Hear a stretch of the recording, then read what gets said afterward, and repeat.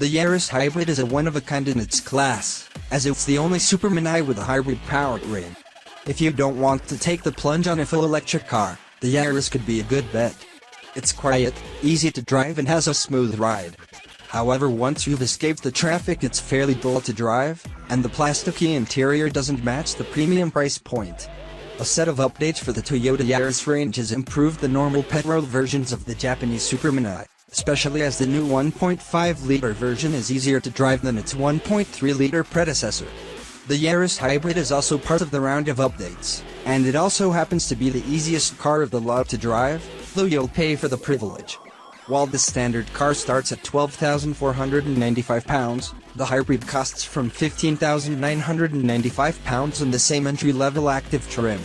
Still, the economy numbers speak for themselves, and while we're not sure how they will translate to real-world driving, you can't really be disappointed with 78.5 mpg and emissions of 82 grams/kilometers. Some owners will also be tempted by the fact that the hybrid model is the only Yaris that's fitted with an automatic gearbox, although be aware that it is a CVT box, which is unpleasant unless you're driving in a very sedate way. Put your foot down and the engine revs up, and with 0-62 miles per hour taking 11.8 seconds, it's not even a brief moment of noise. At least the electric motor means that performance at low speed, for instance in traffic, is pretty good. Toyota has made more changes to the hybrid than any other model, with extra sound deadening and updates for the chassis to improve the riding handling. Toyota says that's because customers are coming from more premium products and expect more of the hybrid than other Yaris models.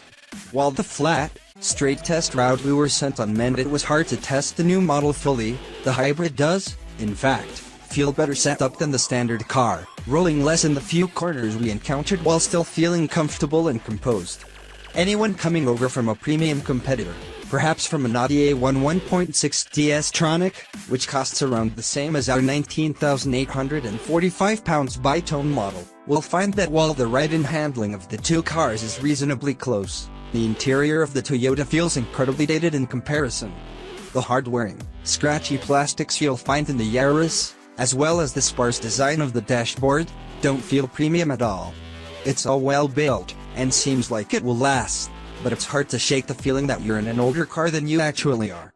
In particular, the 7-inch infotainment screen looks ancient and is pretty unresponsive, despite having all the features you'd want: sat-nav, DAB radio and even Wi-Fi.